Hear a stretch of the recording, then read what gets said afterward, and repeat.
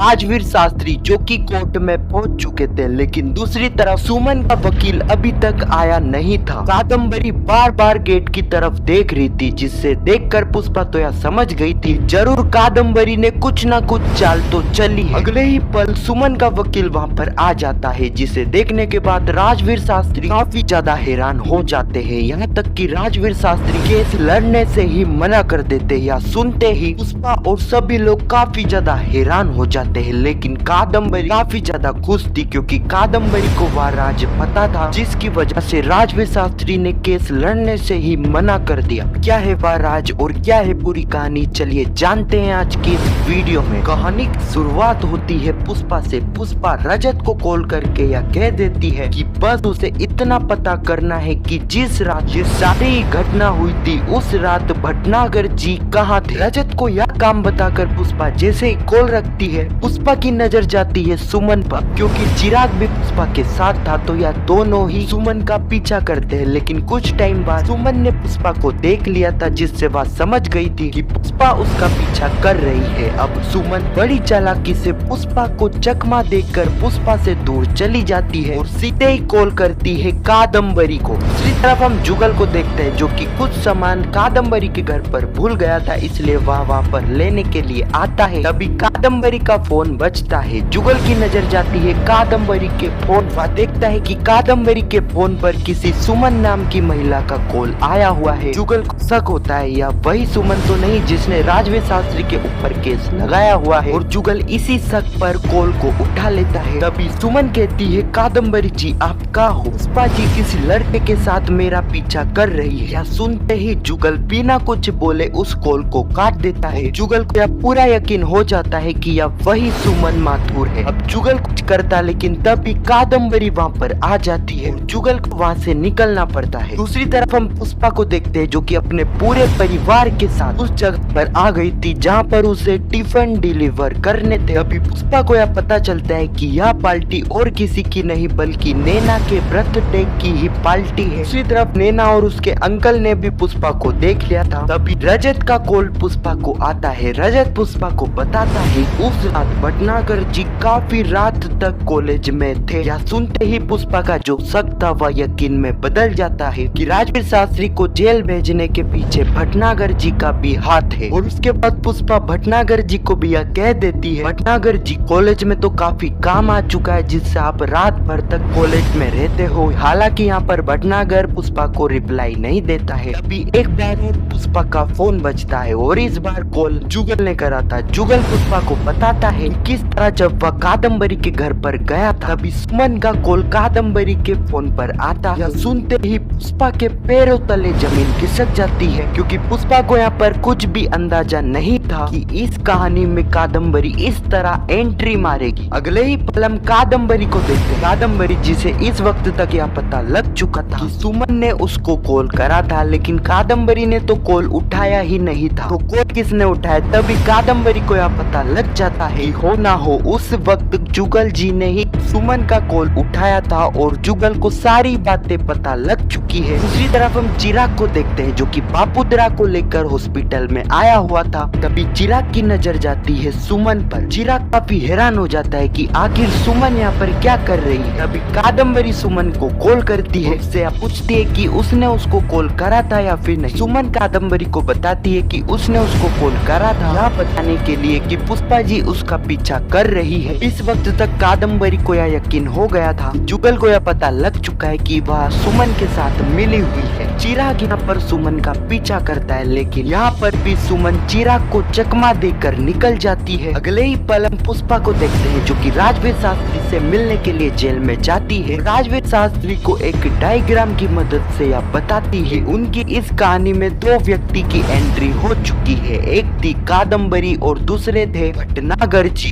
तभी चिराग पुष्पा को कॉल कर गया बताता है कि उसने अभी अभी सिटी हॉस्पिटल में सुमन को देखा था। उसने सुमन का पीछा भी करने की कोशिश करी लेकिन सुमन उसके हाथ से निकल गई। तभी पुष्पा इन सारी चीजों को राजवीर शास्त्री को बताती है। राजवीर शास्त्री समझ जाते हैं कि जरूर सुमन सिटी हॉस्पिटल में कुछ ढूंढने के लिए ही गई होगी। अब क्योंकि कल राजवीर शास्त्री और सुमन के केस की सुनवाई कल कोर्ट में होनी थी और इसी बारे में पुष्पा राजवीर शास्त्री को बताकर वहाँ से आ जाती है। अगले ही पल हम सुबह का सीन देखते हैं। यहाँ पर पुष्पा जुगल और सभी लोग कोर्ट में जाने के लिए तैयार हो गए थे। दूसरी तरफ राजवीर शास्त्री भी काफी सालों बाद पुलिस के साथ अपने वकील वाले अंदाज में कोर्ट के लिए निकल जाते हैं। अगले ही पल राजवीर शास्त्री कोर्ट में पहुंच जाते हैं और दूसरी तरफ पुष्पा भी वहां पर पहुंच गई थी और सबसे इम्पोर्टेंट कादम्बरी भी वहां पर आ गई थी।